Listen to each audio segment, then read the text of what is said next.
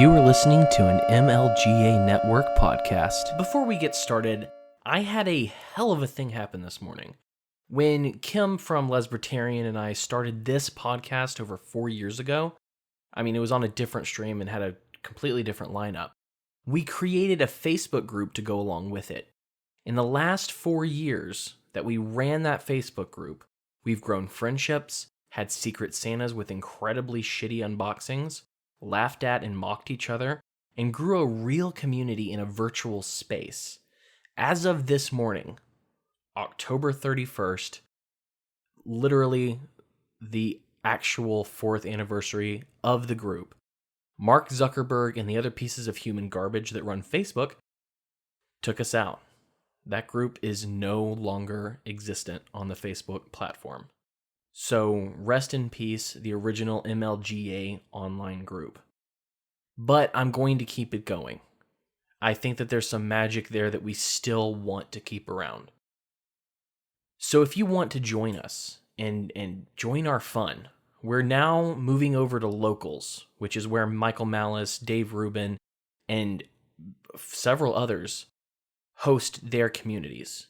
And so if you go to makelibertygreatagain.locals.com, you can actually find where we're going to be hanging out, where we'll do Secret Santa and all of that. So, come join the sanity on an actual free speech platform. And with that, on to the show.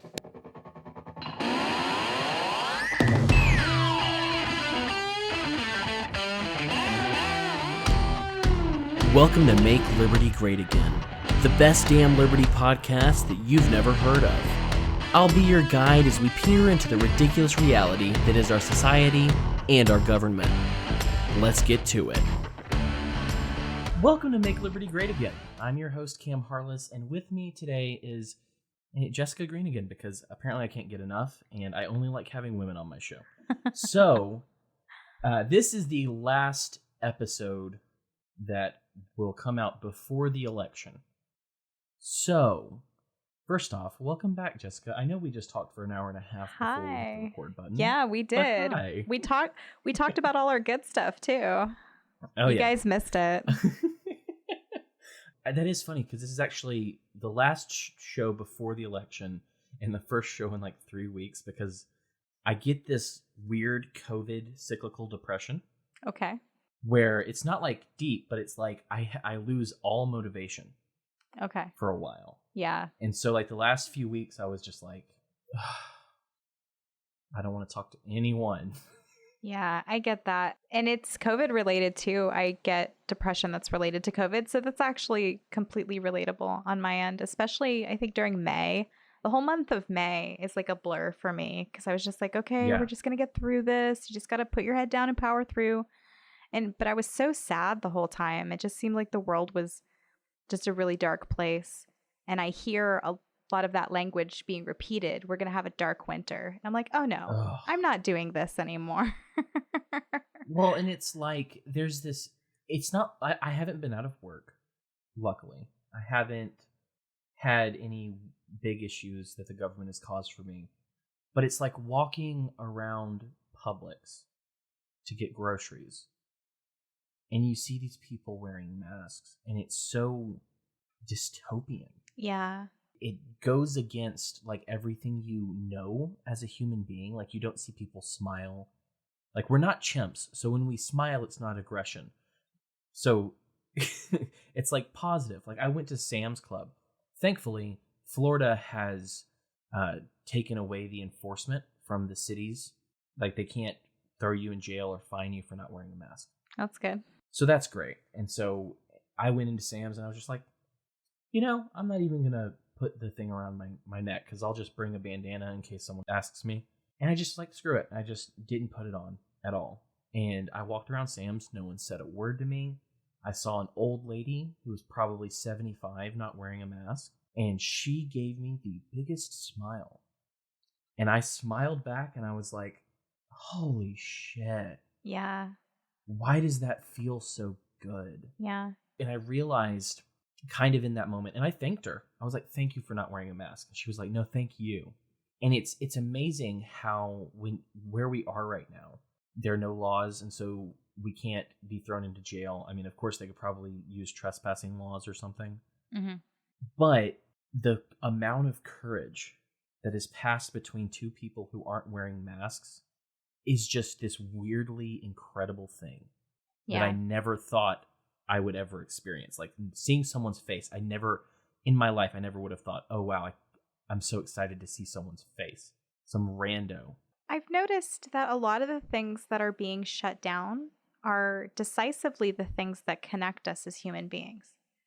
Because everything from, shopping, school, all of our social events, music, all of the concerts, comedy shows, all of the things that we go to and enjoy strangers at, communicate, bars, yeah. So how many kids don't exist now because the drunken hookups that would have created them did not occur is something that I'd like to hear about.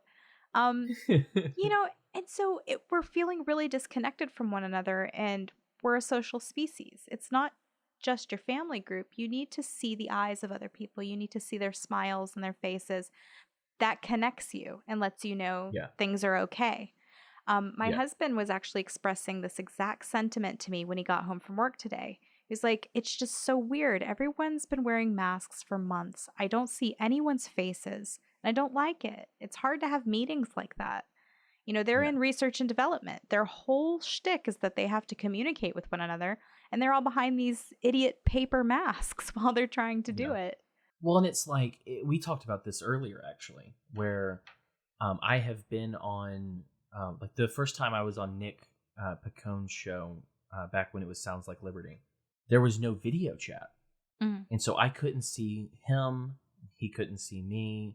At first he could see me, but I turned it off because it was way more uncomfortable for me to be seen but not be able to see than it was just no one be able to see. But it was a good interview. We had a good time, but my brain needs the visual to function properly in a conversation. Yeah. Because I need to be able to establish that you are not my enemy. You are not against me. Mm-hmm. And so even though Nick and his wife Lizzie are just fantastic, there was this part of my brain the whole time that was like, I don't know this guy well enough. I don't know what is he going to try to get me? Sure. Is he going to do a gotcha? I didn't know enough. And so it's the same thing with masks, I think. I think when I saw that old lady, I never would have thought she was my enemy. Well, actually, I probably would have now.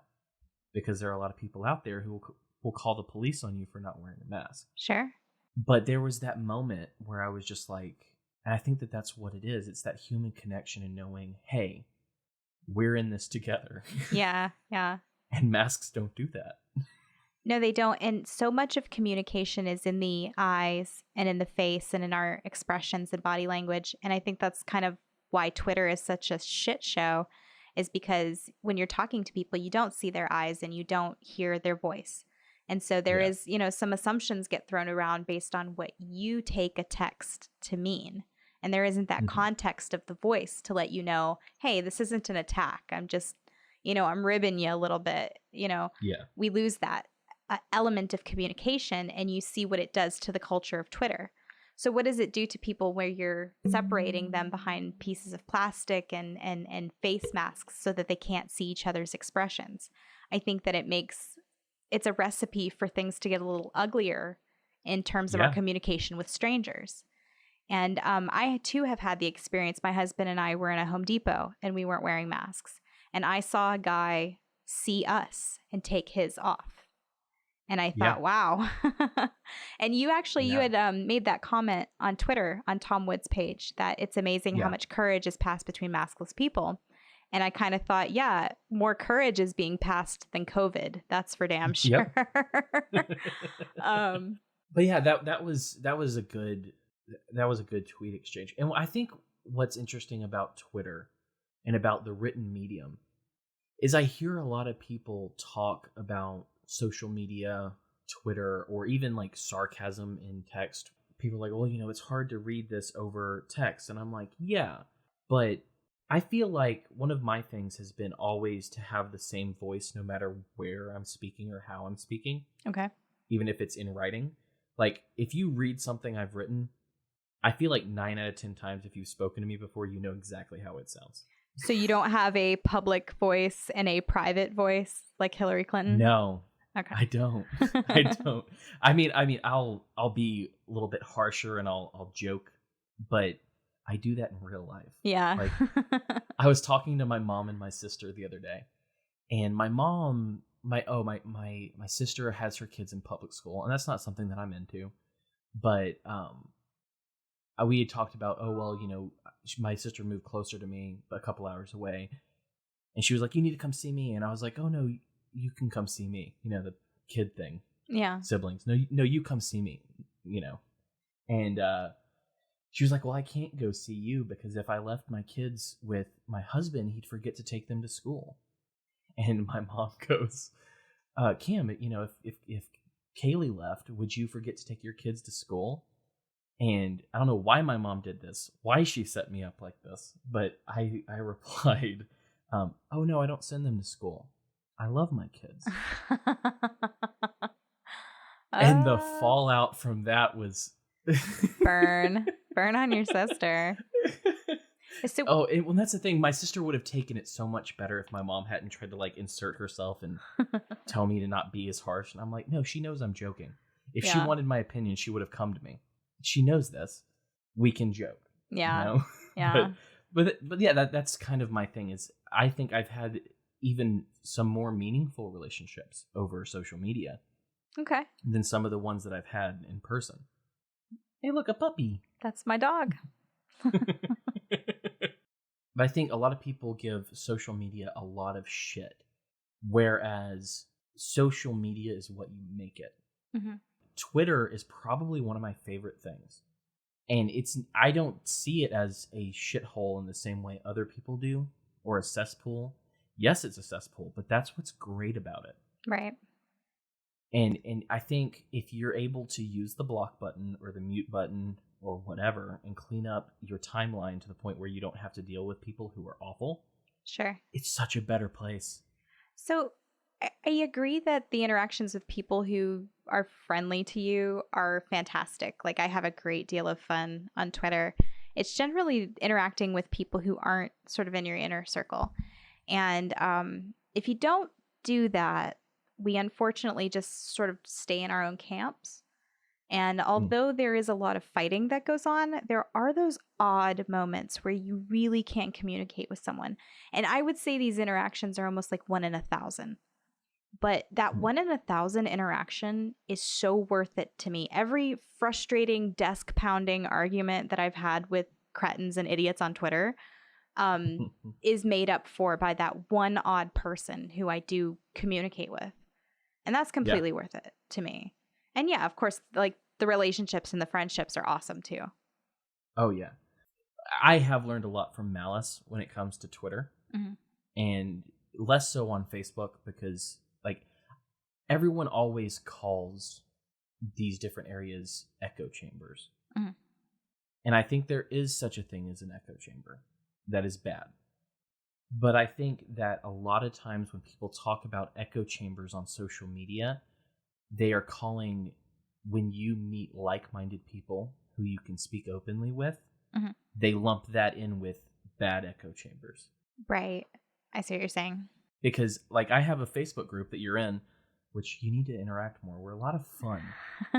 But, like, that's one of those groups that it came out of an echo chamber. We were all in an echo chamber. And me and a couple other people pushed back, made a podcast, and moved on, and created what we wanted, kind of an oasis. Sure. Like, we're not in the real world anymore. We're not ignoring people who are from the left or from the right or anything like that. Mm-hmm. But there's this place we can go to where we can vent about the things that we can't vent about to other people. Oh, and sure. That's so fucking valuable.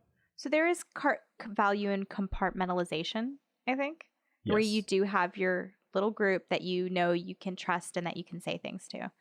And that's different than sort of the interactions with Twitter at large, which is just sort of the open screaming vent from which the sound effects from Event Horizon come from. Yeah. And there is that wider Twitter world, and it's it's awful. It's a shit show. But I almost say that lovingly because it's not like Oh, no, I it's don't great. participate in it. Like it's a Yeah. circus, but I'm in there, you know? I'm diving in, I'm chopping it up, and I'm allowing myself to become frustrated by strangers. But I do think that I don't do that. we're seeking connection even with even when we're disagreeing with people, even when we're like, man, this person's an idiot. We're seeking connection. This is the only reason Yeah. we're spending time on them in the first place. And so on some level, the person you're arguing with, no matter how stupid you think they are, you really want them to understand you. And that's why it's so frustrating to me when I think someone is purposefully misunderstanding me. I'm just like, why? I have to stay here now. The other, like maybe a week or two ago, I had posted a clip from Rubin, the Rubin Report, where he spoke to Joe Jorgensen. Mm-hmm. And it was a very embarrassing little clip that I thought was just hilarious. And my mentions were flooded for days because I got retweeted by both Rubin and Dave Smith. Ah, that'll do it. And so I had these barnacle accounts, as I think Malice has used that before. But I had these people just, the NPCs of the libertarian world, Mm-hmm. the LP people. Yes. Just all jump in my mentions and like disagree with the reality of the clip, which is so bizarre to me. Like I don't like you can like I could look at moments when Dr. Paul was running. If I had felt embarrassed, I would have been like, "Oh, that was a little embarrassing." Right. Like I never had that kind of weird idol worship thing, and I'm all like that. Then that was the thing about Dr. Paul was I was always afraid he was going to say something, and then I was going to feel embarrassed or have to back it up. Yeah. And or have to go, oh well, I disagree with him on this. But it was just like that was always been my fear, is not that I would have to defend someone who said something silly or embarrassing or wrong. It was that I would have to like go against them. Right. Like fire back. Mm-hmm. And I enjoy firing back. But like that's what's great about Twitter is when I tweeted that, there was this one account that kind of more or less said, well, I don't see what's embarrassing about it, but there is something about this that's disconcerting to me, and I don't know how much more I can do with the LP anymore. And I was like, okay, why? And it was just this thing where it was like, you could tell it was an honest response to what I had said, which was more or less, it was both hilarious to me and to rile people up, but it was like a very honest and real response, and you can tell those. Yes. And I was like, why? And she was like, well, my state LP is a shit show. Mm-hmm. And I don't know if they're all like this or if it's just mine or whatever. And I was like, well, here are two people I know that were very heavily embedded within their state parties, two different states. And if you talk to them, they'll tell you if you're experiencing the same thing that they are. I recommend talking to them. Mm-hmm. And I know that what their experience was, but I didn't want to give their experience to someone else. Like, if you want to go to the source.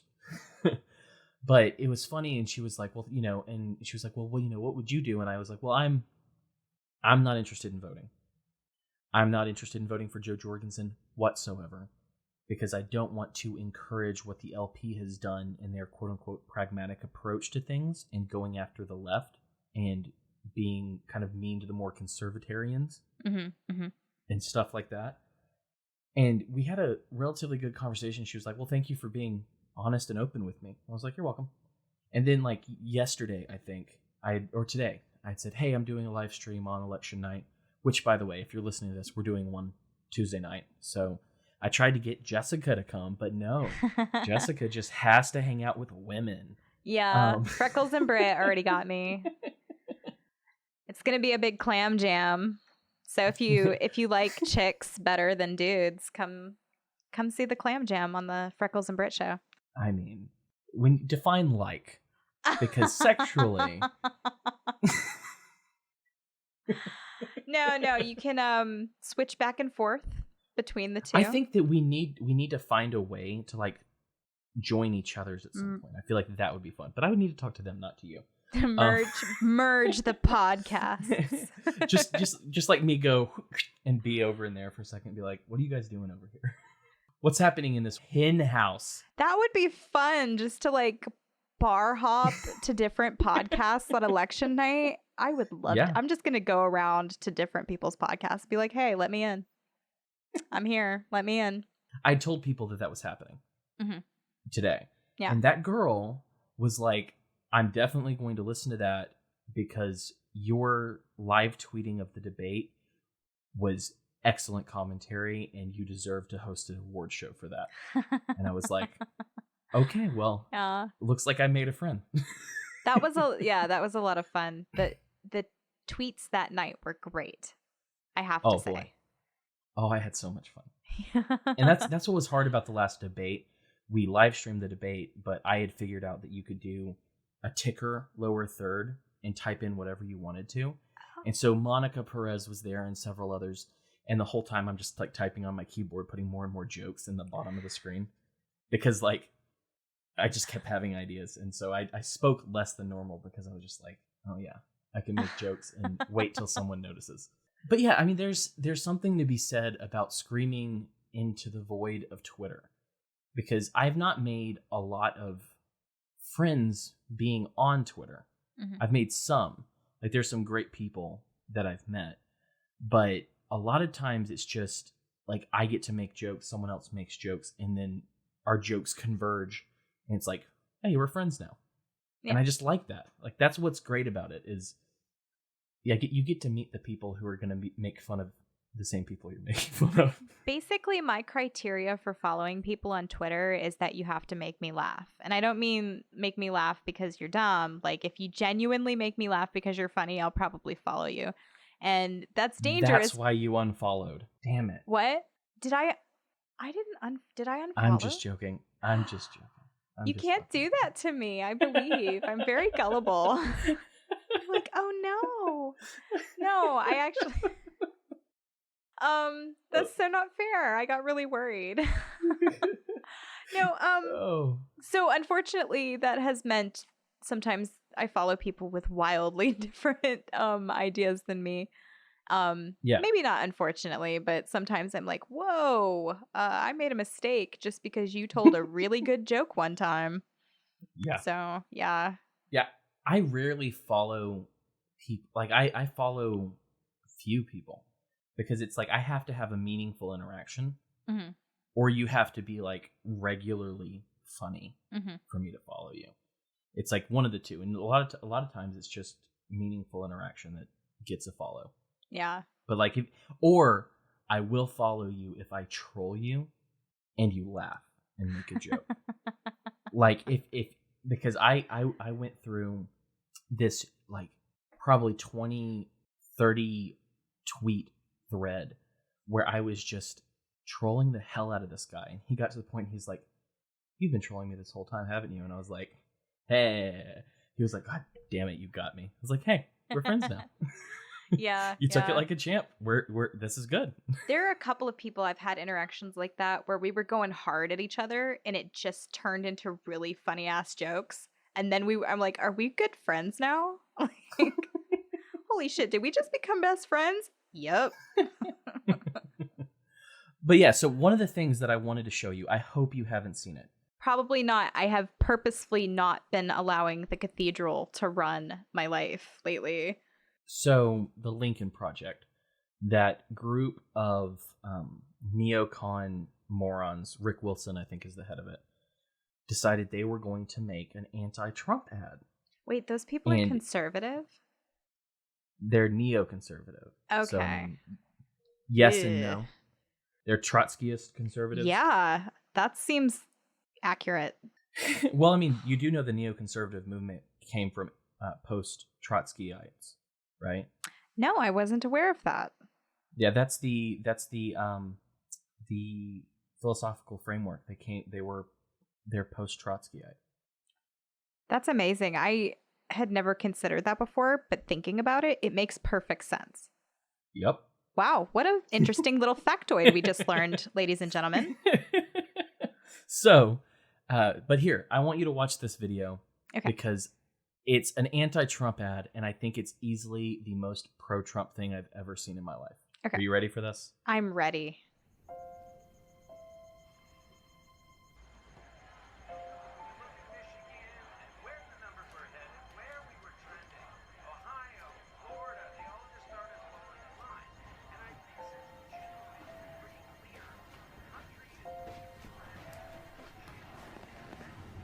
Hey, honey. Mommy. You asked me to wake you and tell you what happened in the election. Who won? Trump. Trump won. But I thought you could only be president 2 times. Not anymore.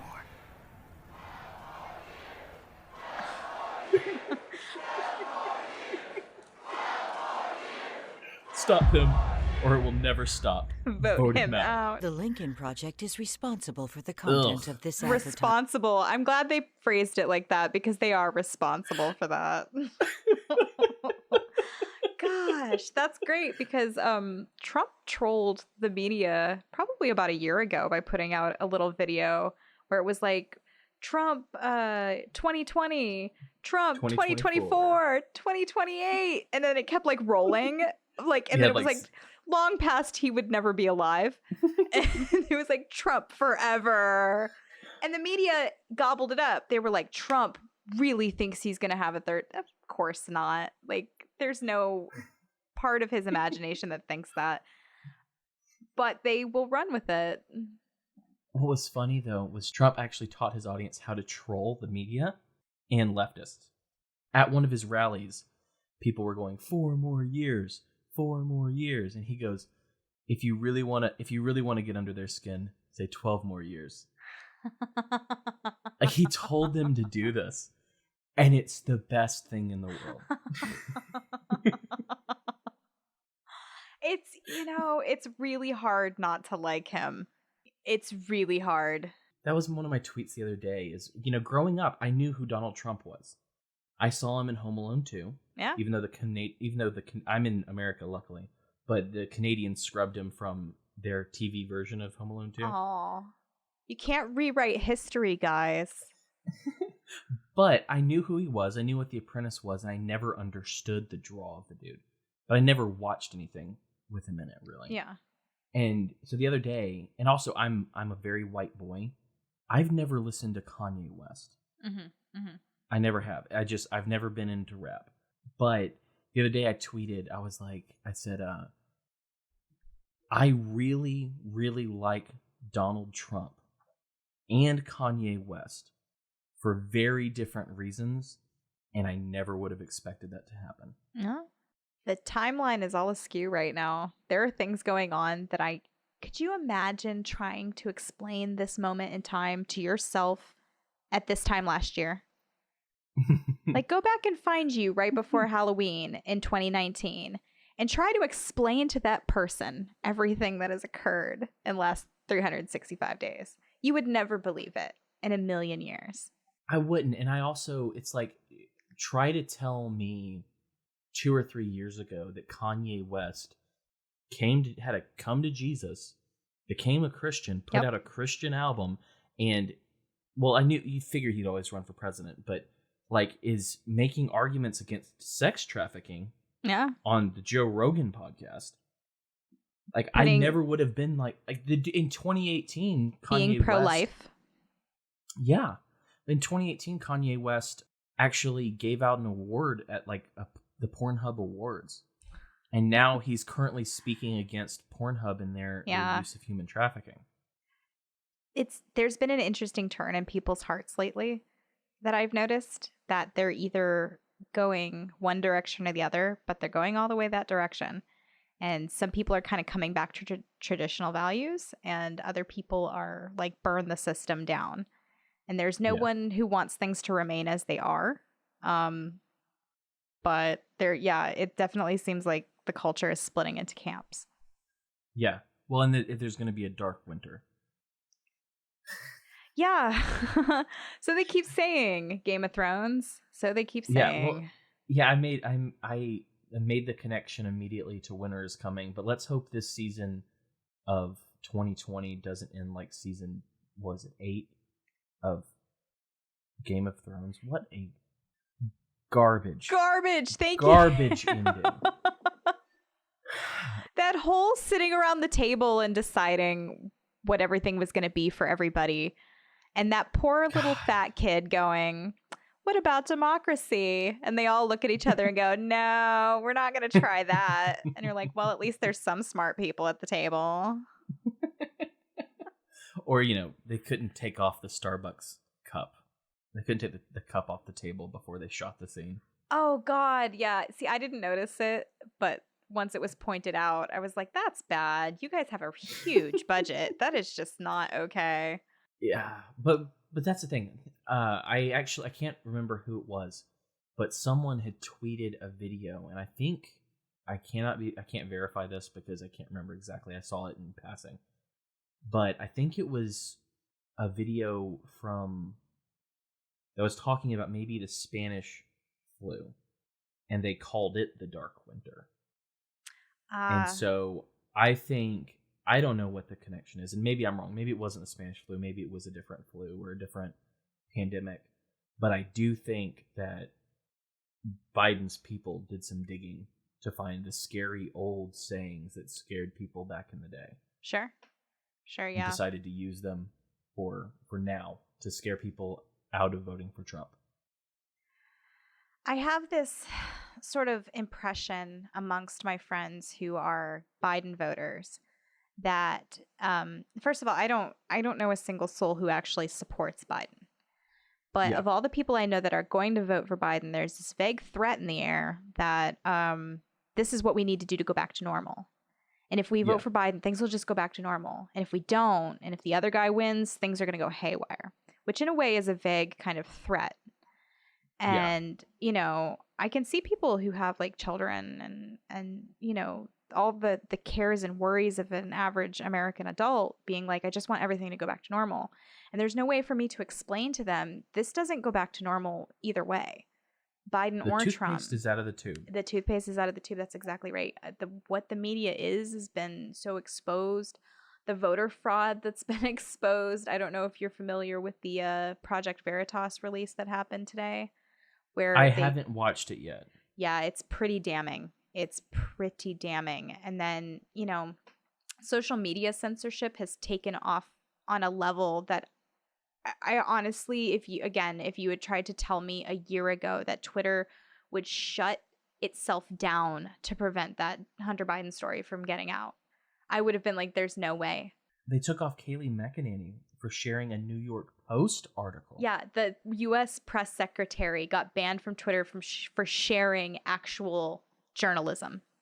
And we, from one of the oldest, if not the oldest newspaper in America. And we go around chuckling like, ha ha ha, I guess we're in the dystopia now. But I think we're all kind of doing that so that we don't freak out. It's better to laugh than to cry. Yeah, exactly. But like anybody knows that's, you're already in, you better start believing in dystopian stories because you're in one. And I don't know where it goes from here. I don't know if we gather around and burn down the Old Bailey or what's supposed to happen. But I do know that if true violence breaks out on a mass scale, it's not going to be the concerned, thoughtful, libertarian Rothbardian perspective that carries the day afterward. There just aren't enough of us. And the ideas that we present are very strange to people, especially people who have been living in a two-party duopoly for their entire lives. So, just this idea that if we could just overthrow the state in some way, that we could make all of our dreams come true. It's a fantasy. And well, and like the collapsitarians and the Boogaloo boys, like it's something that for me, Boogaloo was always a joke.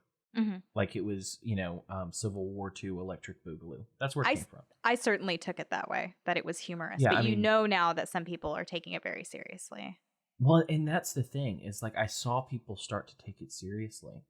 And my thoughts on that were, well, I even said, why is it that it's the left that's doing the Boogaloo and with the different riots and stuff. Why are you guys, if it's a joke, that's great, make your jokes.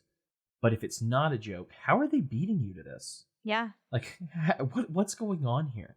But I never wanted that. I don't want a boogaloo.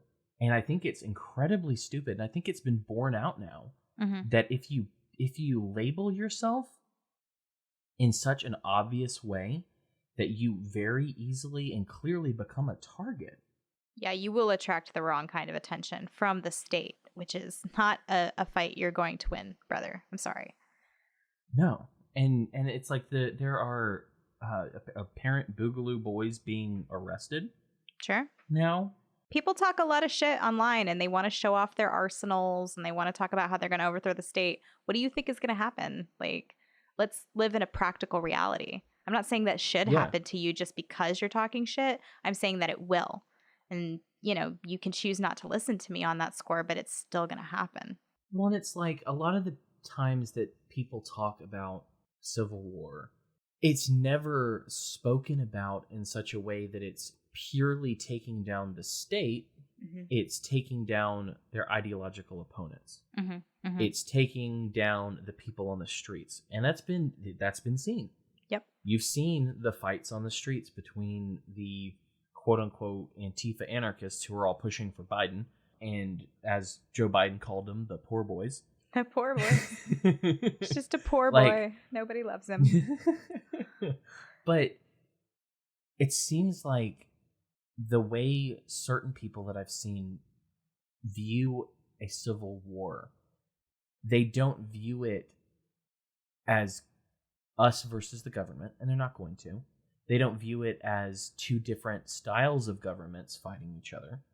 They view it as a very personal us versus them, a very individualized us versus them. Like, they want to shoot leftists. And that group of us can include an impossibly small amount of philosophical adherence. Like, this is something I run into on anarcho Twitter all the time. I call them anarcho tryhards. And they're these people who, like, they just found out about Rothbard and they are really excited about it.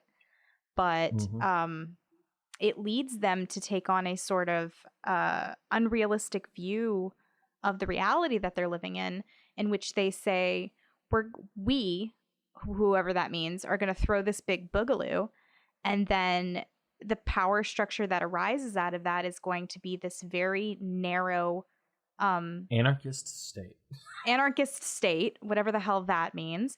And that, you know, all the people of the world are going to think like me, you know, and even if you think it's okay, it's going to be your family and your friends and people like that, it's also going to be the people who are at Walmart rioting in Philadelphia right now.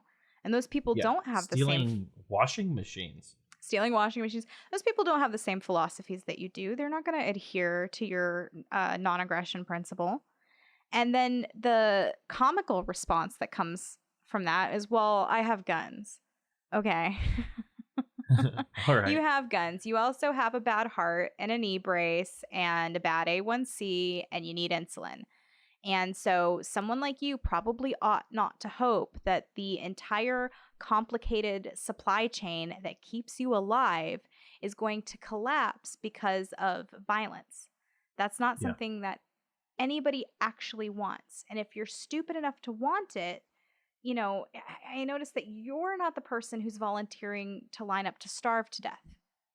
Yeah. And, you know, people think it's going to be some glorious triumph where freedom wins the day over the authoritarian state. And what it's going to be is you watching children starve.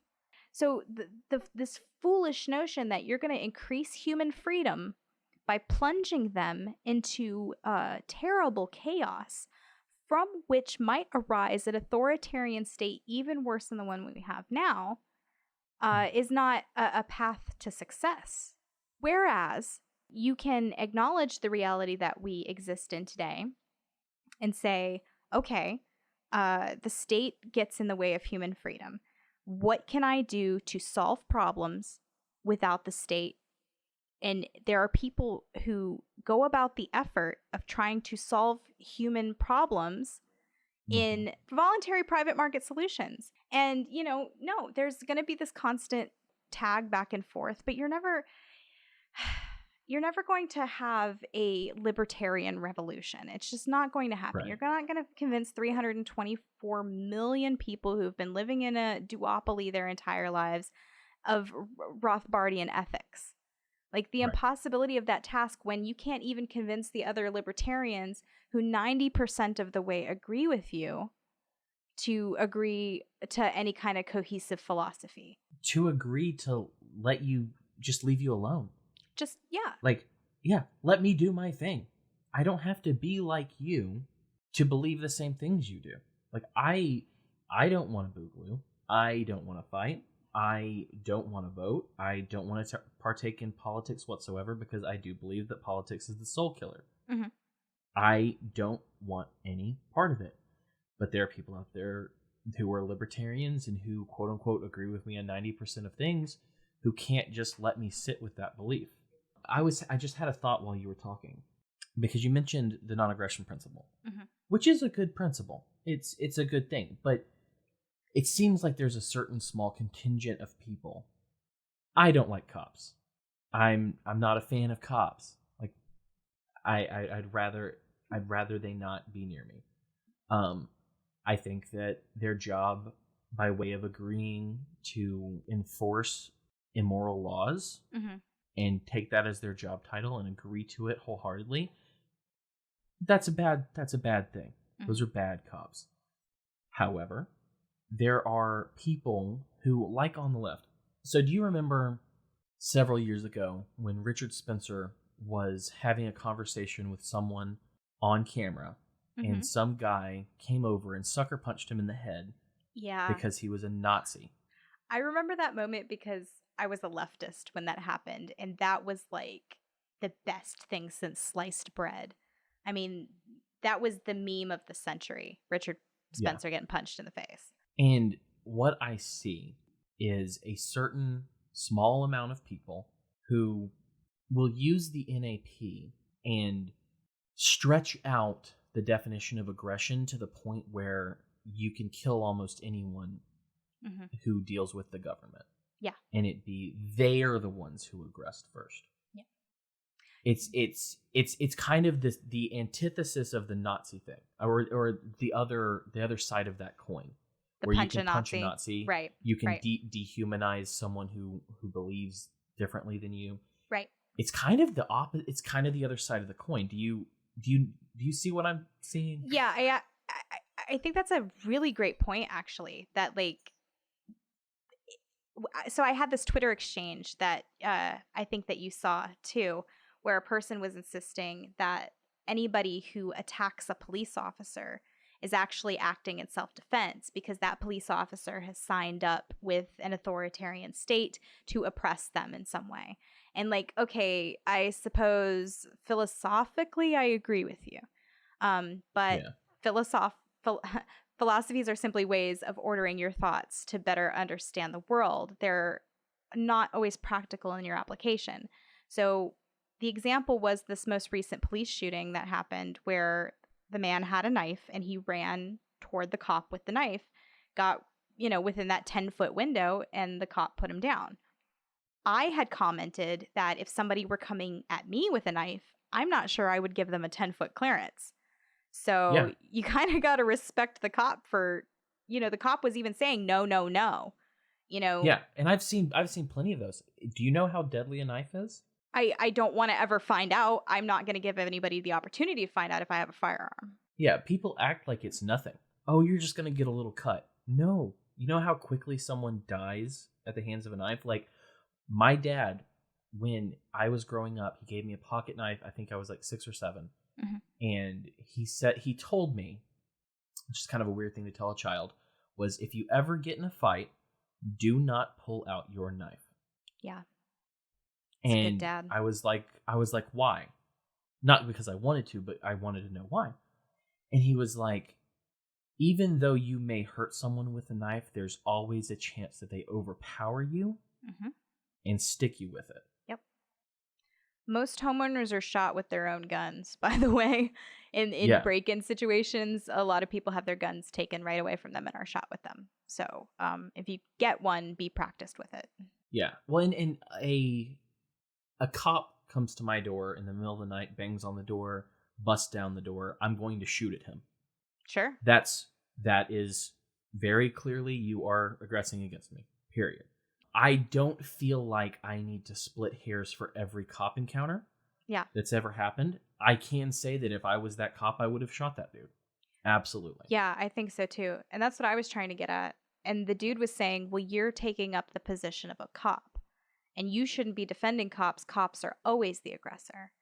I was like, by virtue of this person having this uniform, and that's funny because they were accusing you think cops have special rights. You think cops have a magical uniform. And I was like, no, it seems like you think the cops have donned a uniform that makes it okay for you to kill them. So you seem to think their uniform is magical. And we can talk about philosophy and purism and all of these things all day long. But the truth is, I see a certain contingency of human beings on both sides who have taken what are not the most insane philosophies or philosophical points, but they've stripped all of the humanity out of them. Sure, yeah. They've stripped all of the being pro-life out of them. They've stripped the NAP out of the NAP. Yeah, yeah. And so, like, I don't interact with these people a lot, but I've seen it enough to notice that they are doing the very same things that the people that are on the other side of the coin as them are doing. Yeah.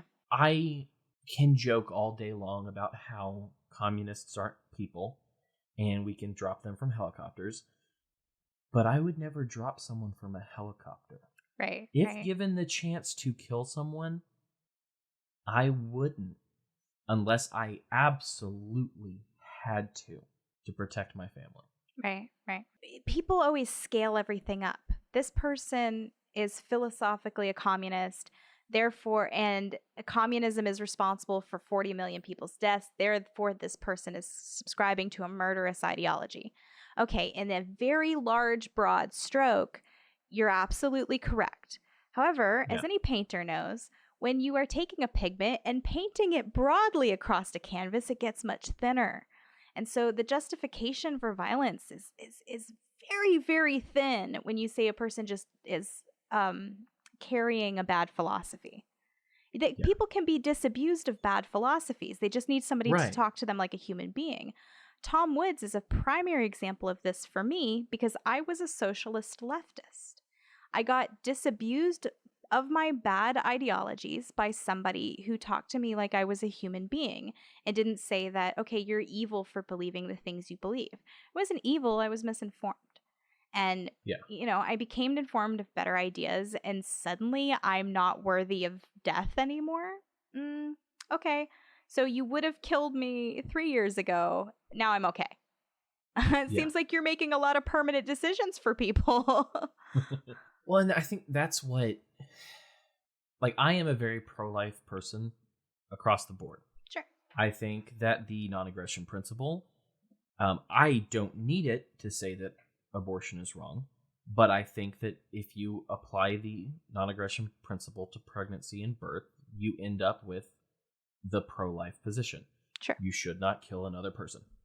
That's where I land. Mm-hmm. And I think when you lose the life part of liberty, when you get rid of this idea that people can change, that like you were talking about, you can be disabused of these ideas, but people don't.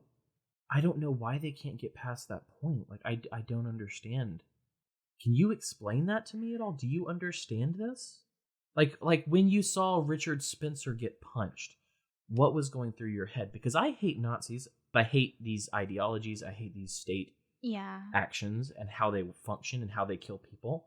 But I didn't like seeing Richard Spencer punched. So, for me, a lot of the reason I was able to walk away from leftist ideologies is because my friend group rolled on me.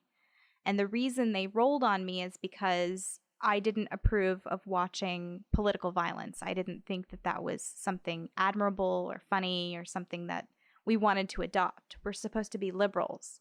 We're not supposed to punch our ideas into people. And by saying, I remember it clearly as day. The guy's name was Paul. I won't tell you his last name, but his name is Paul. And he says, I said, it's not okay that Rand Paul's neighbor attacked him for political reasons. That's not okay. We shouldn't be celebrating that. He says, well, basically, if it's okay to punch a Nazi, then it's okay to punch someone who's Nazi adjacent. And I thought, gosh, that's a really big stretch, because you can lump almost anybody into that category. And just like we were talking about with the commie thing, I mean, you can stretch an idea so thin as to encapsulate almost any person that you want to. And that's why this method is such a poor means for accomplishing your goals, because it makes you into the very monster that you're probably started out. You started out wanting to kill monsters, and now you've become a monster in pursuit of trying to destroy them. And you gazed too long into the abyss. You gazed too long into the abyss, exactly. And so, I remember seeing that video of Richard Spencer getting punched and feeling that momentary satisfaction. Like, yeah. And then the better angels of your nature take over, and you think, okay, it's not all right. You don't hit people. No matter what their ideologies are, you don't hit them. That's not the way. I mean, I grew up in America where the ACLU defended the KKK. I understood freedom of expression and freedom of speech to mean the people who said odious, terrible, unthinkable things, because it doesn't count as defending the freedom of expression if it's only the ideas that you think are okay. It's only ever defending free expression when it's something you revile. So for me to say I'm a free speech advocate, but then think that it's okay for people to punch Nazis is clearly hypocrisy. And that started to eat at me.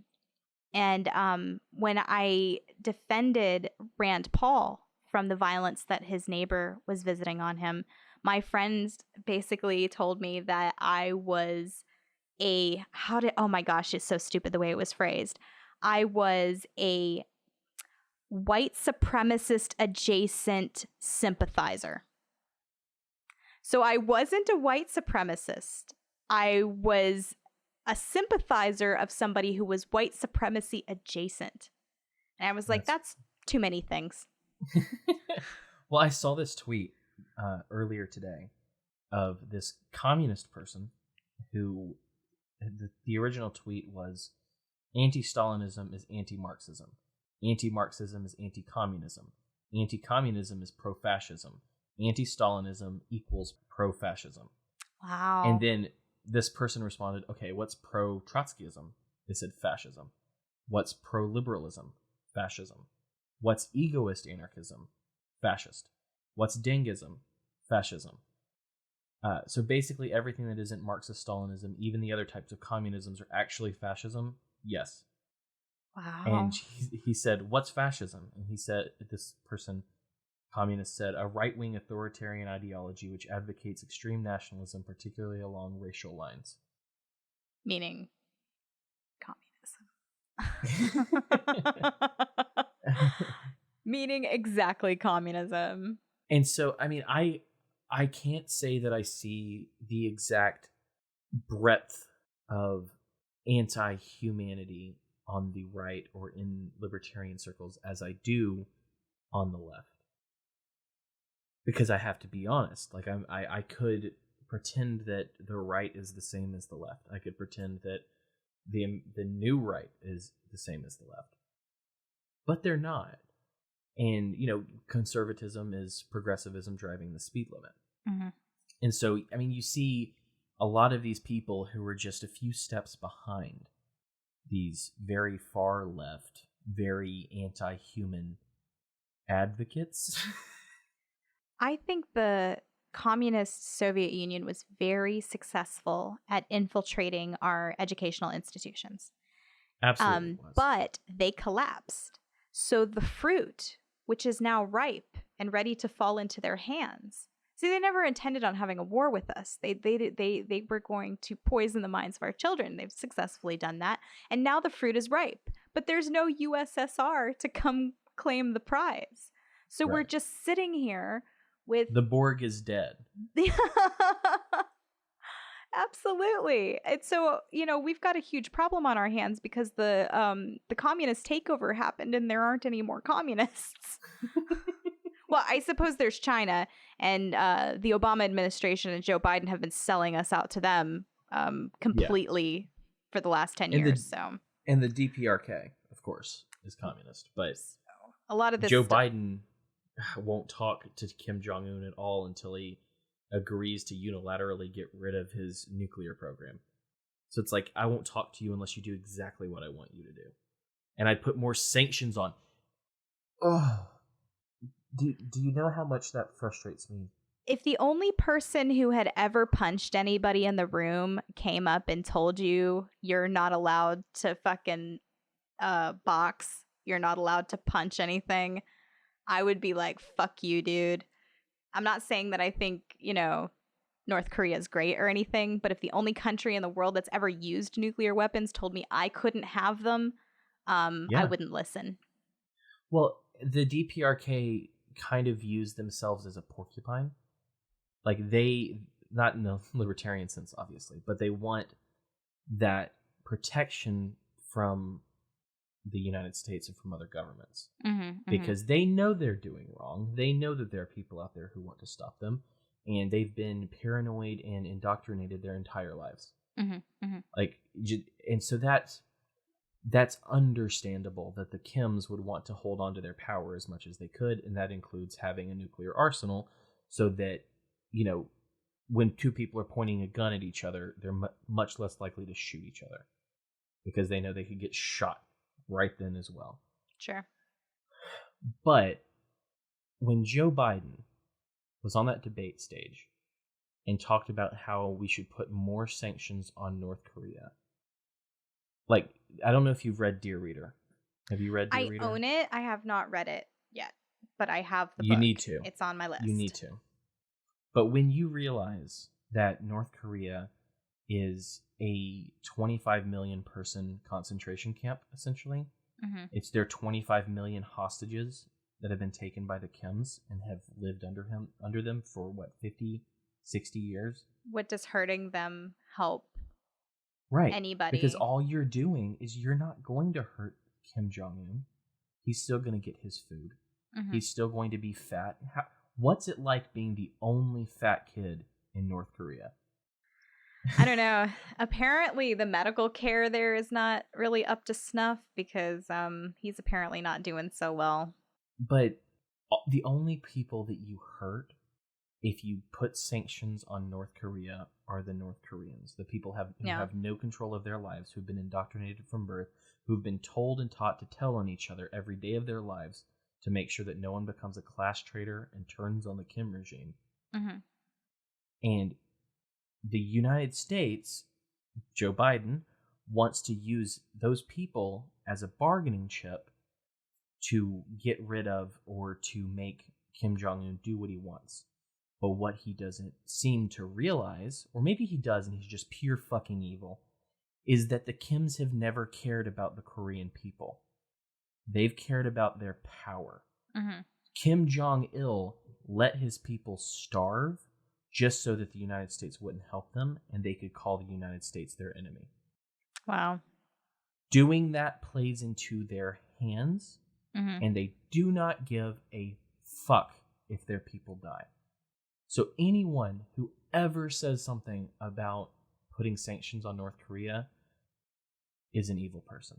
Yeah. I get the sense that people feel that because the population seems to support Kim, they're all in with him, so it's all one big lump together. And, you know, that's an unfortunate perception. I get that sense when people talk about like the Soviet Union too. That the people, well, they all wanted to do a communism, and that's what you get when you do communism is y'all starve. And that's not what happened. Those people really didn't sign up for that. The Bolsheviks shot their way into that situation. They took power by force and then allowed great numbers of their people to starve to death in order to, basically keep the people in the cities under the illusion that communism works. Yeah. And do you know how much American media and capitalism eking its way into the minds of the people in the Soviet Union helped change their minds? Yeah. And helped push them against the regime? I joke, but it's not really that much of a joke. I say that McDonald's brought down the Iron Curtain, that they could smell the fries over the wall. And, they were like, hey, we're not living too good over here. And there's some truth to that. One of the examples that I've heard used is that there was an American television show, and I can't remember which one, but in the television show, there was a maid that wore a fur coat or had a fur coat. And the people in Russia saw this, or had a car or something like that, something of that nature. And they saw this media and said, wait, the maid has these things and I can't have a pair of shoes? Yeah, absolutely. That's what helps destroy these regimes. The jig was up. But the hope for the DPRK, I don't know how we got to the DPRK, but Michael Malice really shifted my paradigm on that. But the way to help the people of Korea, which is who you should be trying to help, not trying to defeat the Kims, you need to have a heart for the hostages, for the people who were living underground because they were class traders, is to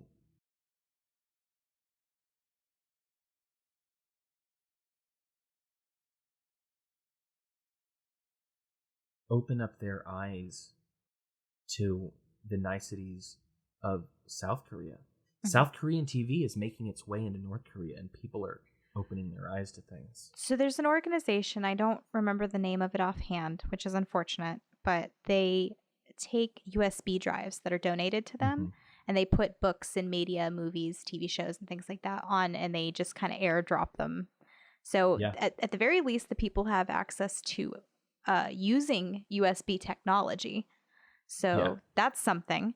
So some of that media is getting over there. And I agree with you that, once the people are wise to the fact that their leaders have been allowing them to basically live in Stone Age squalor, it's not going to be easy for them to maintain that power. And to bring up the Soviet Union as a comparison again, because it's a ready comparison. It's interesting that a lot of people will point out that Gorbachev did not bring the hammer down on people when they finally decided they wanted to end communism and the break up the USSR.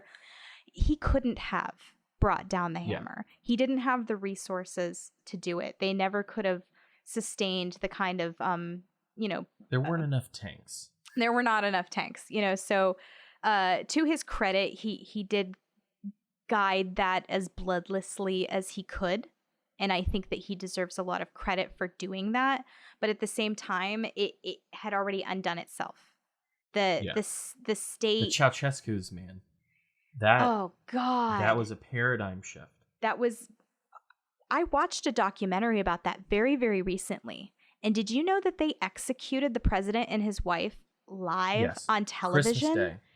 My God. And the whole way, walking those people up to the wall where they were shot, the wife did not seem to get what was happening. They were bickering with each other like an old couple. They didn't think it was possible. No. And it makes me wonder if that's what it was like for, when there was the paradigm shift of the royal families, like in France and in Russia being taken out. Even England, Charles I during the Great Reformation, or it's Oliver Cromwell. That living in the old world, you can't possibly see that this paradigm shift has happened underneath you because you have existed in that old world for so long. I believe we're on the precipice of something like that now. We don't know what's just beyond that horizon because we haven't seen anything like it before. We only know this. The people of North Korea only know that. But they and we are on the precipice of some awakening, some realization that things don't have to be the way that they are. I will say the Kims are incredibly smart. They saw what happened in Russia. They saw what happened. Kim Jong-il, allegedly, or I think Kim Il-sung, I'm not sure which one it was, one of the Kims, when the Ceausescus were shot, they took that video and showed it to their men. And they said, this is what happens to us. This is what happens to you if there is a revolt. Oh, wow. That's very clever. They have taught the people and these different levels of people that if this happens, this is them. Mm-hmm. Mm-hmm. And so they, say what you will about them, they are ready. They've seen the Ceausescus. Mm-hmm.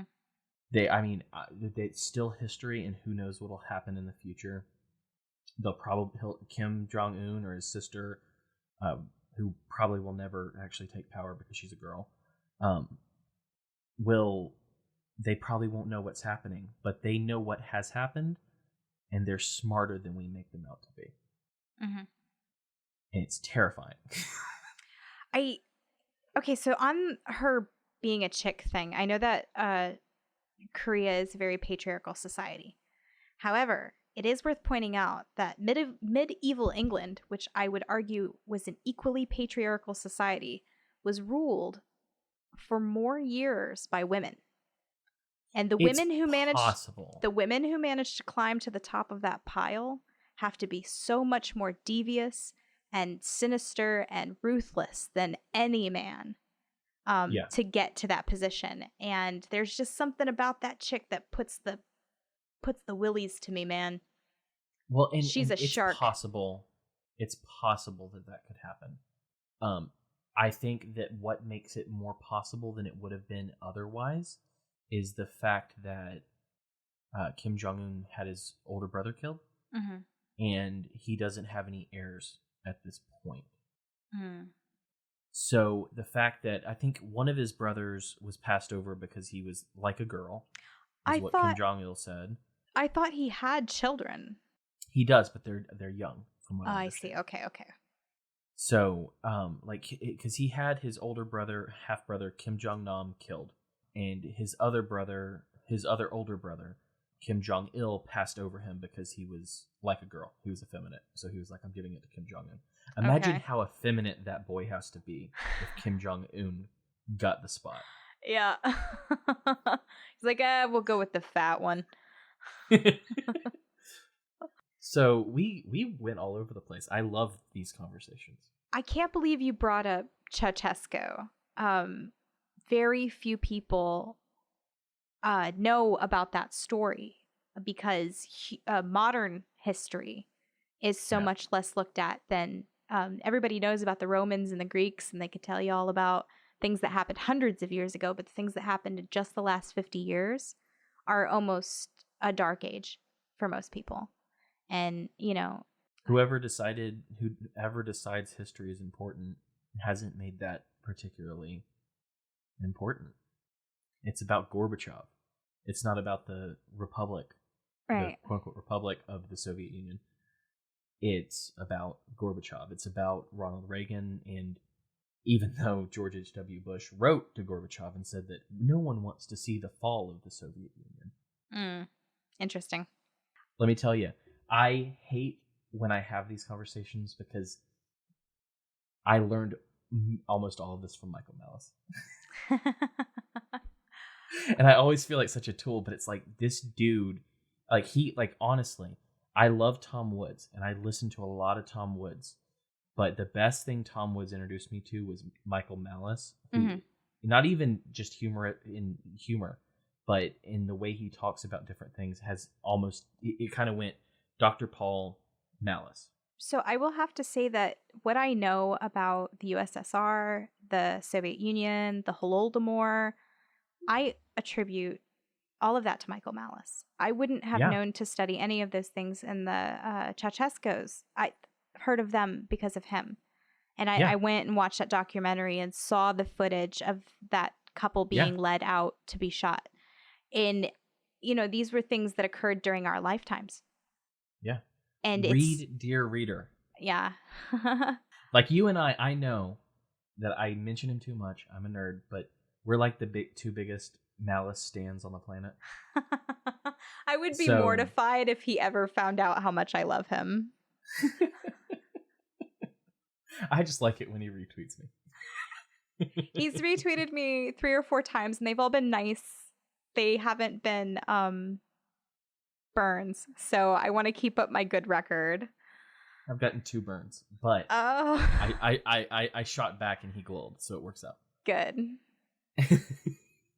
But yeah, no, I think that that's what has been good about Malice is I spent so much time after Dr. Paul learning about the United States, about the Constitution, about American history, and I didn't pay a lot of attention to the most evil country in the world right now, which is the DPRK. I mean, maybe they're tied with China, who has the Uyghur Muslim population in prison camps, and Christians in prison camps, and Buddhists in prison camps. But I didn't know these things. And I think that what affected me from Dear Reader was it accessed that human part of me, like Dr. Paul did. So for me, the big thing with Dr. Paul was a speech called Imagine. And it was, I've mentioned it a lot of times. Maybe I should just play it at some point, but I'm not going to do that right now. So I'm just going to go ahead and play it. This is the video that I saw of a speech from Dr. Paul that changed my life in a very positive way. Imagine for a moment that somewhere in the middle of Texas there was a large foreign military base, say Chinese or Russian. Imagine that thousands of armed foreign troops were constantly patrolling American streets in military vehicles. Imagine they were here under the auspices of keeping us safe or promoting democracy or protecting their strategic interests. Imagine they operated outside of U.S. law and that the Constitution did not apply to them. Imagine that every now and then they made mistakes or acted on bad information and accidentally killed or terrorized innocent Americans, including women and children, most of the time with little or no repercussions or consequences. Imagine that they set up checkpoints on our soil and routinely searched and ransacked entire neighborhoods of homes. Imagine if Americans were fearful of these foreign troops and overwhelmingly thought America would be better off without their presence. Imagine if some Americans were so angry about them being in Texas that they actually joined together to fight them off in defense of our soil and sovereignty because leadership in our government refused or were unable to do so. Imagine that those Americans were labeled terrorists or insurgents for their defensive actions and routinely killed or captured and tortured by the foreign troops on our land. Imagine that the occupiers' attitude was that if they just killed enough Americans, the resistance would stop. But instead, for every American killed, 10 more would take up arms against them, resulting in perpetual bloodshed. Imagine if most of the citizens of the foreign land also wanted these troops to return home. Imagine if they elected a leader who promised to bring them home and put an end to this horror. Imagine if that leader changed his mind once he took office. The reality is that our military presence on foreign soil is as offensive to the people that live there as armed Chinese troops would be if they were stationed in Texas. We would not stand for it here, but we have had a globe-straddling empire and a very intrusive foreign policy for decades that incites a lot of hatred and resentment toward us.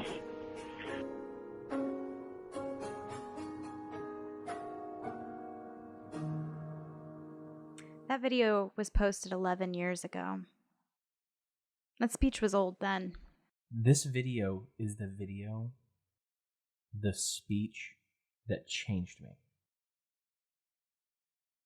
This is the video that let me put myself in the minds and in the eyes of the Iraqi and the Afghani people. This is the video that changed me. And this shit's still going on today. Like that. Yeah. The reason I bring up that was later. 20 years later. Well, that video was posted 9 years ago. And that the speech was old when that video was posted. Yep. And we're still doing it. We're still there. We're still doing it. Yeah. That opened me up to when I read Dear Reader. I started to see what the North Korean people saw. Yeah. I started to feel what these people felt. I can't feel what the Soviet people in the Soviet Union felt. I was too young to know. Mm-hmm. The Soviet Union fell a couple of years after I was born. But I still learned about the Soviet Union. I still learned about communism. But I don't think it's taught the same way even as it was shortly thereafter.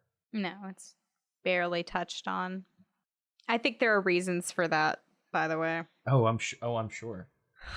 But I get very riled up about North Korea now. And I never would have thought that I would. Mm-hmm, mm-hmm. And so I owe a great debt, of gratitude towards Dr. Paul and towards Michael Malice for reconnecting me with the humanity that is inside of me that despises violence and war and death. Mm-hmm. And I think that far too often, especially with masks, we're able to dehumanize the people that are right across from us. Mm-hmm. And this is not what I want to see in my city. I don't want to see a civil war. Adjusted for population, the Civil War's one of the bloodiest wars of all times, if not the bloodiest. So they say that 650,000 people is the official toll, but a lot of people now think it's more closer to 1 million. And at the time, there were 30 million people living there. So you're talking 1/30 of the population was wiped out. So that's, if you could imagine everyone you know, 1 out of every 30 people being wiped out. Why would I want that? I don't want that collapse. I don't want to live in the Soviet Union as people tried to pick themselves up from their bootstraps to live again. I don't want to live in that world. We are now currently, especially those of us living in the United States, are living at the best possible time it has ever been to be a human being in terms of the technology that we have, the ability to cure diseases, all of the things that our forebears have, the supply chain, just the fact that yesterday I was on a podcast with Monica Perez, who lives in California, and another fella who's a comedian in New York, and I'm a rural housewife that lives in Georgia. Yet we're able to sit here and have a conversation and communicate with one another. I mean, this is the halcyon era of humanity. Just in the last 30 years from the 1990s, global poverty has reduced by almost half. It's no longer a figure of billion. It's now down into the millions. And so when people talk about, oh yeah, our lives are comfortable, but we have less freedom, you're saying comfort because you're an American. That comfort to China and India has meant millions less people starving to death. Millions of people having access to toilets. Yeah. We're not talking about small numbers of people here. We're not talking about small amounts of human suffering. So if your goal in life is really about human freedom, you have to see what human freedoms are bought by that level of technology being accessible to people through markets. Yeah. So no, I of course I don't endorse the empire building of the United States. All of that is awful. At the same time, additionally, global poverty has been reduced. So it's, do not throw the baby out with the bathwater. And how much more could we do or see if we were able to reduce the empire, as it were? Sure, if we were to lower the amount of money spent blowing people up and closing up borders and closing up trade as we do. I mean, there we could do better, and that's a good thing to want. Ideals are not bad. Utopias don't exist, but ideals are things that are good to strive for. I was in an interesting conversation on Twitter earlier with somebody who had said that they had never seen an anarchist say that anarchy was the idea of an anarchist society was utopian. I was like, okay, well, now you have. Anarchy is a philosophy. Philosophies are simply ways of ordering your thoughts so that you can better understand the world. I believe that human problems are best solved without the state. That is an anarchic philosophy. You know what I'm saying? But to say that I believe that things can be ordered in such a way that I can create my perfect Rothbardian libertarian type of society is a fantasy. Yeah. I think we exist in anarchy now. Everything you do that doesn't involve the state is an anarchic thing. It doesn't need to be raising a black flag or throwing a Molotov cocktail. It's if you brush your teeth and the state is not involved in any way, you are doing an anarchy. And that is the goal, I think, of most agorists, is to reduce the involvement of the state in their lives as much as possible. When you look around, you see the state has their fingers in everything. Everything is taxed. Everything is, some way you have to have a license. The more things you do by hand and by yourself and trading with your neighbors and just things that you're able to do without state intervention, even in the form of taxes, denies them that dollar here and that dollar there. It doesn't seem like a lot. If I have chickens and I'm able to, raise my own eggs instead of buying them from the store, let's say I only deny the government a couple of dollars worth of taxes, $3. Me as a taxpayer denied the government $3 measly little dollars. Well, it doesn't seem like a lot, but there are 110 million people who pay taxes. So if each of those taxpayers, through random tiny acts of agorism, are able to deny the government $330 million, well, that's 330 million less dollars for them to bomb Yemen with, or to give to scientists who want to see how cocaine affects birds and their sexuality. To purposefully infect a community with syphilis, as was done in the Tuskegee experiment. So any number of things that the state gets up to, none of which are good. No, I don't think we're ever going to have the glorious rebellion against the Empire. That's a movie. It's called Star Wars, and it was a lot of fun. But they never figured it out either. Let's be real. They didn't figure it out either. And in fact, The Mandalorian was really good about addressing this. There were members of the rebellion who were saying, look, as soon as we knocked the Empire down and put these new people up, they turned around and did the same thing that the Empire was doing. This is what states do. And I was like Hunger Games. Like when they took out President Snow in the Hunger Games, and they wanted to end the Hunger Games because killing children and having them kill each other is wrong. And then the first thing the new president wanted to do was to institute a new Hunger Games for the people of the Capitol, right? I had forgotten about that part, but yes, that's exactly the point. And so I think that these are things that exist in our nature. And so the idea that it's as utopian as the communist who believes we're going to do communism right this time. Well, even if you are profit. Yeah, even if you are such a great person that you would never go down the path that Lenin or Stalin wanted to go down, there would, as Jordan Peterson says, there would be somebody waiting behind you to put a bullet in your brain and take over the power from you anyway. Yeah. So it doesn't matter how good of a person you are. And this applies to anarchists too. It doesn't matter how high-minded your non-aggression principle is. Everybody in the world would have to adhere to that principle. And you can't even get a bunch of anarchists who agree to the non-aggression principle to agree with each other. You're not going to have these big shootouts. People don't like disorder. They will find order. They will appoint a king And it could go Yeah. much, much worse than the system that we have now. So I don't think overthrowing this state, which, believe me, definitely has problems, is moving the needle toward freedom. Not at all. Well, and I also think that for the most part, there are good anarchists and there are bad anarchists. There are good philosophical anarchists and bad philosophical anarchists.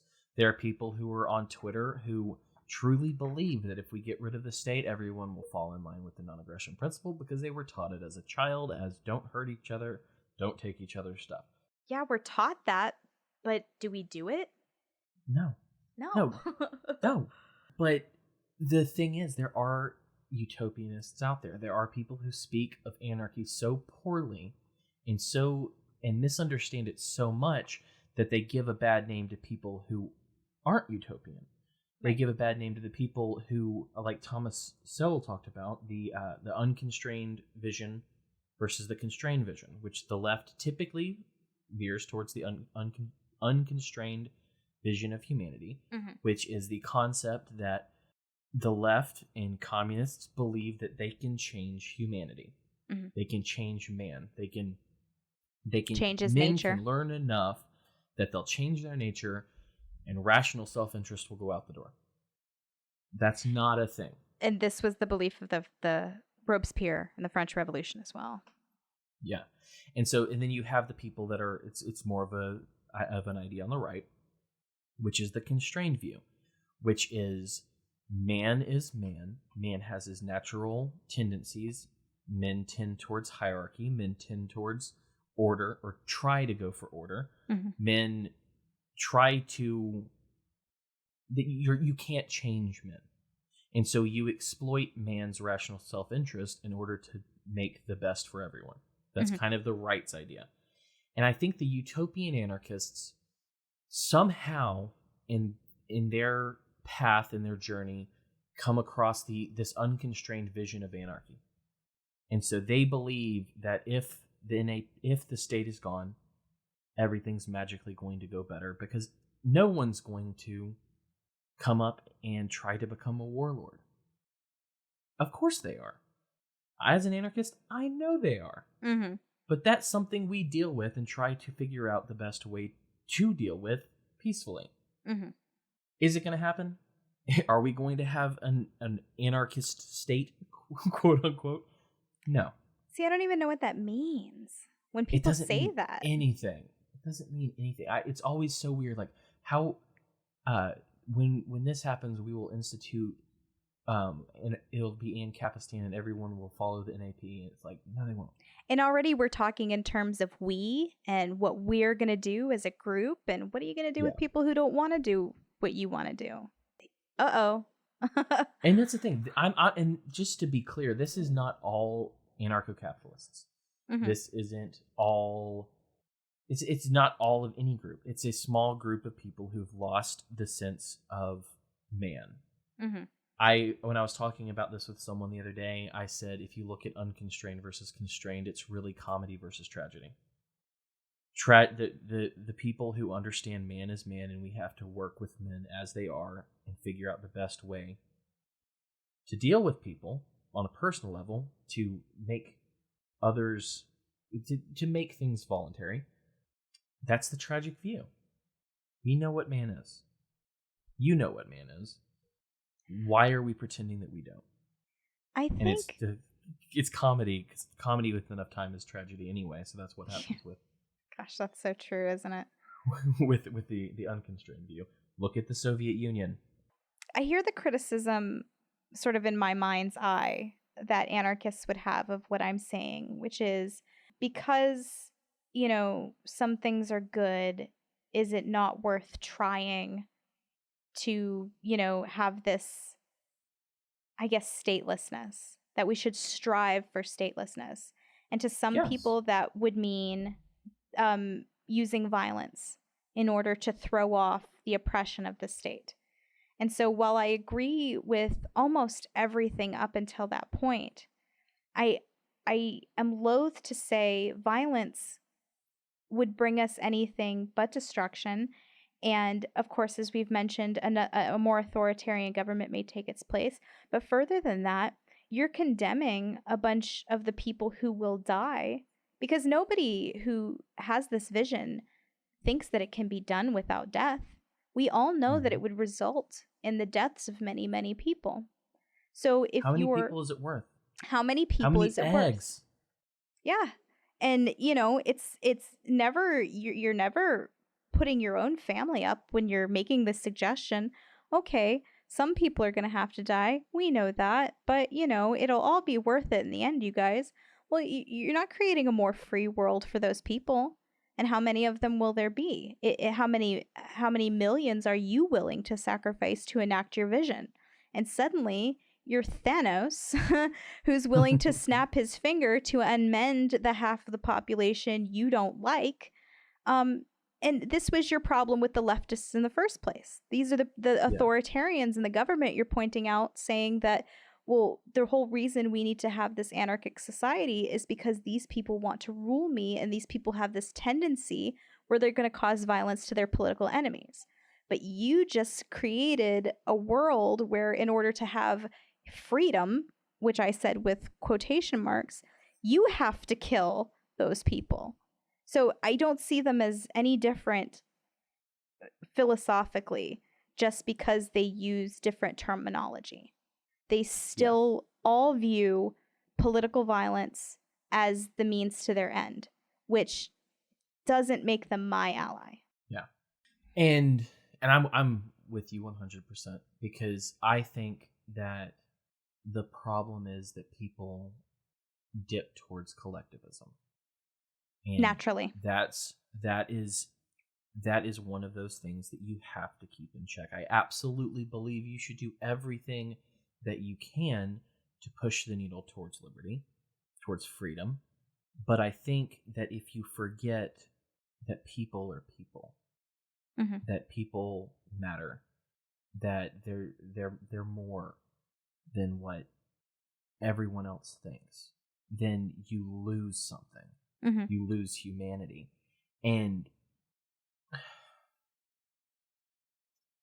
I think that's why individualism is absolutely necessary. That's why I think the concept of agorism is absolutely necessary. That's why the Soviet Union fell, is because of thoughts and ideas that came in. Yes, there was some violence, but the United States didn't have to go in and bomb Russia out of existence. Some people fought, but a lot of it went through peacefully. And that's what we should go for. Do you know how the Angles were able to how the English were able to defeat the Vikings? Because the Vikings outclassed them militarily on every level. The Vikings should have taken over England, but they got to England and they got a load of the Christian values and the Christian society and the way of life that the English people were living, and they were Christianized. So this superior military force, which by all rights and numbers alone should have been able to take over England, instead were themselves turned into Christian people. So ideas are much more powerful than the sword in many ways.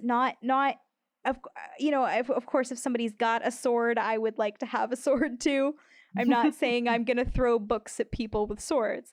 But what I'm saying is that the proof is in the pudding, as far as the pen is mightier than the sword. That the pen is mightier than the sword, because the Vikings, which I think we can all agree were some pretty badass freaking warrior dudes, ended up wanting to settle down and be Christian.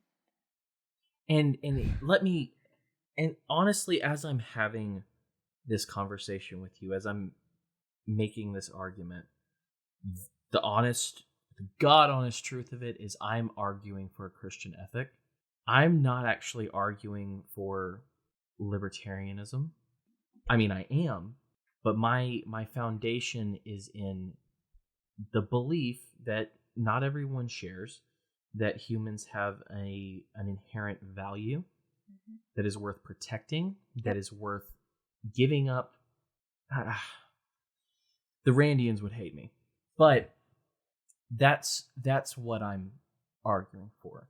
And so when I'm on a Liberty podcast, I am sharing that I believe the Christian ethic, that Christianity, that Jesus is the hope. I am sharing that in the end, the only thing that can save us is Jesus and the resurrection and the remaking of the world. That is my belief system. But when I'm having a Liberty conversation, I talk about agorism. Mm-hmm. I talk about being the change, being the individual, making the changes in your life and showing an example that translates to other people, that makes you, your family, and more people free just by living. You have to, if you want to move a mountain, you have to start with the small stones. You can't just pick up a mountain and move it. That's not how it works. You will be crushed. You can start with small stones. And in the eventuality of time, nature can wear a mountain down to a valley.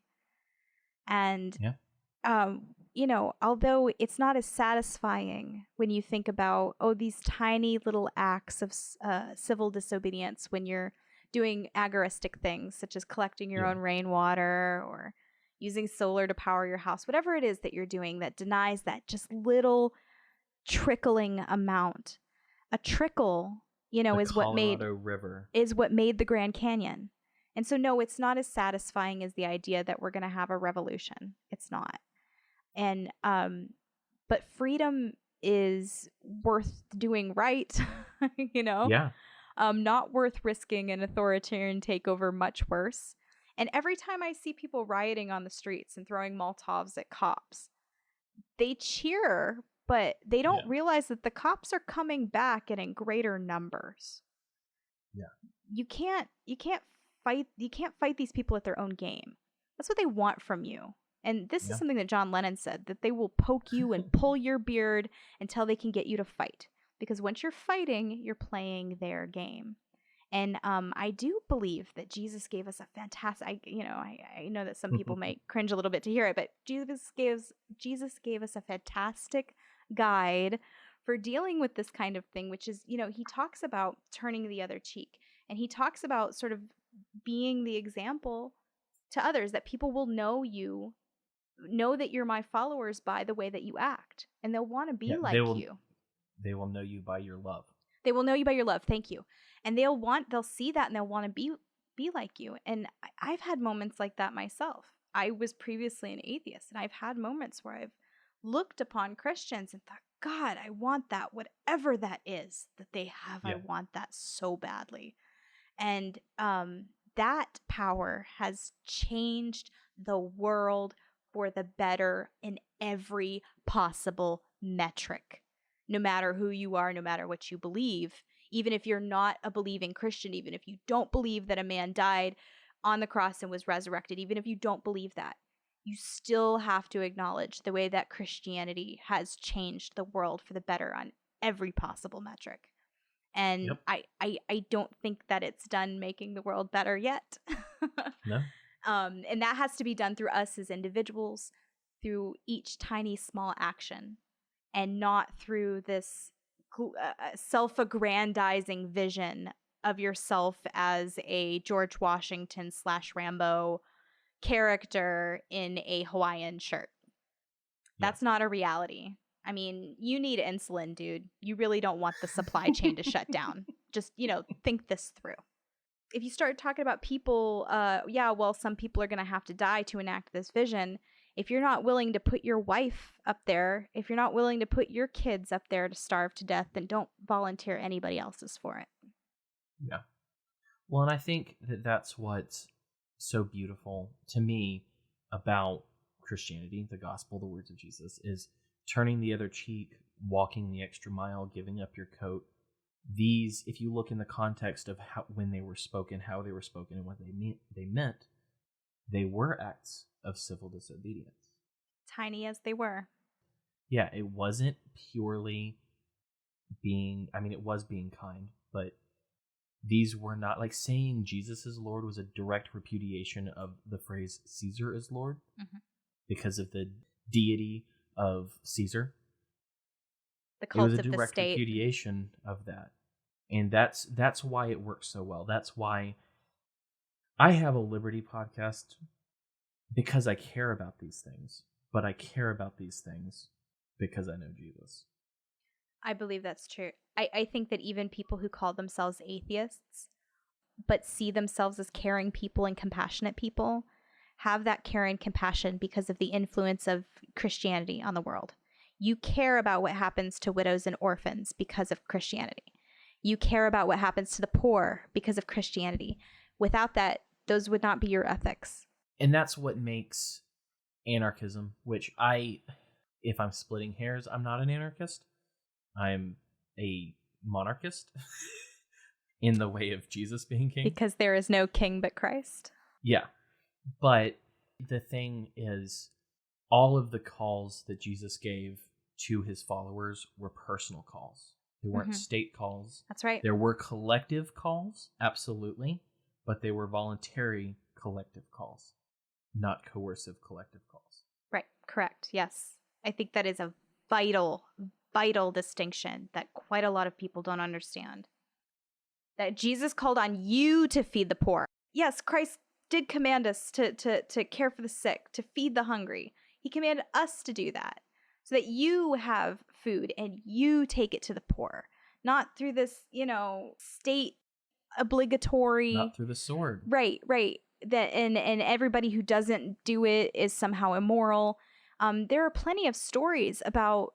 There's a story about a widow that Jesus tells, how she gives her last 2 little coins to the temple to help others, that she herself, being poor, gives her last 2 little coins, and that those 2 little coins are worth more in the eyes of God than a fortune given by a rich man to the temple. Because the rich man can throw that fortune around all he wants, but this lady is truly giving something of herself. Now, is she giving of herself if the Romans come and knock on her door and take one of her coins and say, well, you owe this to the poor, and you know that because that's God's law? Well, she's not doing it at that point. And so you have robbed her of her opportunity to follow God's commandments. And I think that in a lot of ways, the welfare state does that to its own people. Yeah. It robs us of what should be our own moral duty. And we're thinking, okay, well, the state's taking care of them. We don't have to do it. And that's just, it's both the opportunities being taken from you, and you're given the false delusion that you still don't have to do it. And both of those are incorrect. Well, it's to kind of wrap it up, since we're about an hour 45 in. Oh my God, it's 1 o'clock in the morning. When it comes to modern day American Christianity, there's been a huge disconnect from the early church. And I'm not saying the Catholic Church, because I think once the Catholic Church really became the Catholic Church, it was a marriage to the state. You mean the Jesus movement? Yeah, I mean the little sect of Jews that grew out and Paul put into the rest of the world. The early church did not believe that they should be politicians. They didn't believe that they should join the military.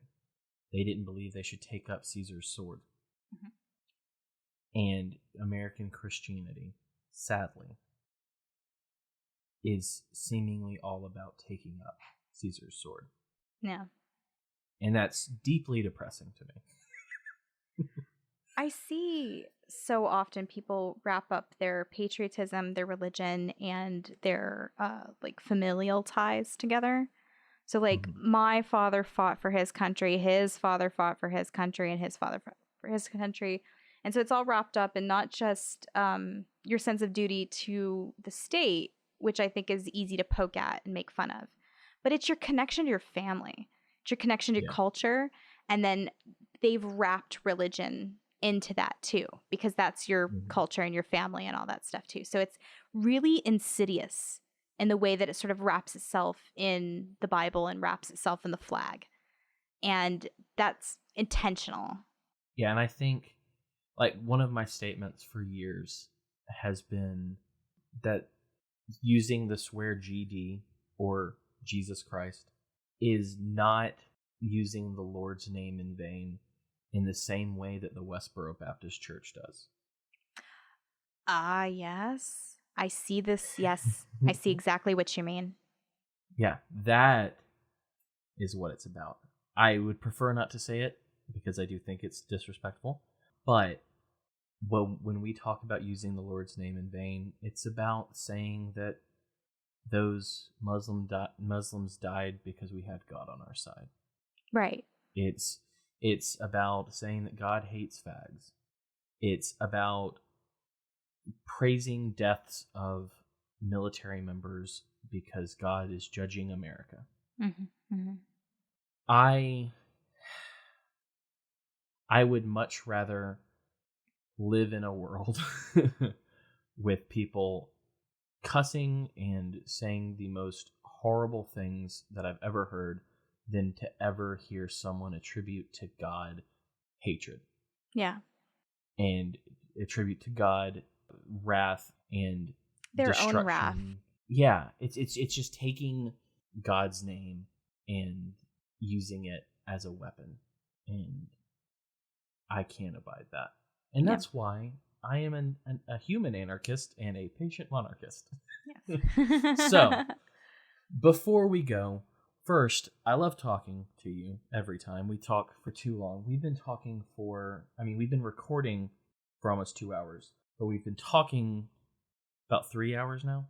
It's because the conversation is very enjoyable. But before we go, first, if you want to find Miss Jessica Green on Twitter, she is a lot of fun to follow, and her paintings are immaculate. So follow her on Twitter at libkitwitch, Libertarian Kitchen Witch. Just type Libertarian Kitchen Witch, you'll find her. If you type in Libertarian Kitchen Witch, I pop up. And should I tell them your Instagram handle so they can see your beautiful paintings, or do you not want that? So my Instagram handle is in my Twitter bio, which says I do watercolors. They're not good. Follow me on Instagram. I've only been painting for 3 weeks, so don't let him fool you. But I did. They're beautiful. Thank you. Thank you so much. I did a new one today. I saw a really descriptive literary tweet about an apocalypse fight over the last can of beans. And the imagery struck me, so I painted it. And it's my art. It's the first art I made that wasn't done with an instructor telling me how to do it. I made that all on my own, so I'm very proud of it. It is bizarre, though, and I believe. So thank you, Tetsui. Yeah. My husband described it as off-putting, which made me feel oddly proud. Give you a little insight into my psychology. So definitely find her Twitter, click on that Instagram, see beautiful pictures of lemons that look like oranges for some reason, and they're lemons oranges. Aren't orange. And you know how to find me. If you're listening to this, you know how to find me. This is MLGA anywhere. This is MLGA.com. This is MLGA on Twitter. This is MLGA on Facebook. I'm fairly reactive, but if you make me laugh, I'm 100% reactive. So, you know. Oh, and if you want to retweet an episode that I put out, could you do that? Because, people, come on. Also, this next Tuesday is Election Day, and so starting at about 7 o'clock, which is when the polls close on the East Coast, I plan on doing a live stream with some cool people. I will tell you who those people are later. But please join us for that. Surprising amount of viewers compared to the fact that I've only had 2 live streams. I was surprised by how many people actually watched. I may be still standing in a voting line at that point, too, with all this Lame. voter suppression, so... Before we go, I want your prediction. Yes. Who wins the presidency? How does it go? I think it's going to be Trump, and not by a small amount. Do you think it's going to be 79 Days of Hell? As far as the reaction from the left? As far as the reaction from the left and pushback? Yeah, I think they've already pulled out every nuke they have at this point. They really have nothing else so there could be, more protests. We've seen protests. There could be some riots. We've seen riots, but I don't think that they have anything left in their arsenal to cause much of a surprise anymore. So we know that they're going to have a temper tantrum. I'm sort of ready for that. You know, I would advise anybody who lives in a city to maybe find other accommodations. Yeah. That's what I did in March. Yeah. I mean, I'm really glad I got the notion 4 or 5 years ago that I needed to get the hell, because I used to live in a major downtown area of a major U.S. city. And now I'm looking back going, whew, I'm glad I got out of there. Thank God. Yeah, I know. But yeah, my prediction, I can't say for sure. I feel like they're saying way too much about how clear Biden's going to win for it to actually be true. Right. And so, I'm definitely veering towards Trump. But I think that no matter what, Tuesday night, there's a very good chance someone's going to claim victory. Mm-hmm. I don't know if it'll happen. There's a chance. And I think it was North Carolina. They actually gave them 9 days to count their votes. That's 9 insane. days. If you're going to do mail-in voting, it should have stopped, 2 weeks ago, so that everything could come in and be there on election night? I think the Project Veritas video also throws into sharp relief that there is a lot of really shady business going on behind closed doors. And, no matter what side you're on, you kind of get the notion that the election process is rigged and is not what we think it is. So yeah, and I mean, I've been saying that if you don't think that either one of those men would rig it if they could, you're stupid. Yeah, they would. So thank you for the conversation. I always appreciate this, and that's why the last time you were on the show was literally, there's just been one episode between that. So it's gonna happen more. Yeah. I want to have you on when I have some other people on, though. Okay. I want to make it a threesome, so we're gonna do that soon. I like to say things that are inappropriate just to gauge reaction.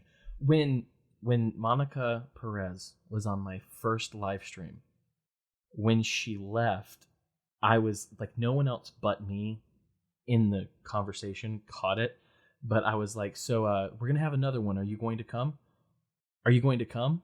And I was like, the way I asked that. But no one else noticed. But I made like a face like, oh, shit.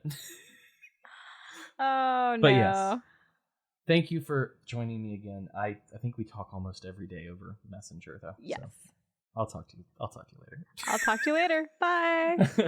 All right, everyone who's listening, thank you for listening. And like I said, retweet the episode. You dinks, get it out there. I get some feedback, but not nearly enough. So as always, especially with what's coming up this coming Tuesday, try to stay sane.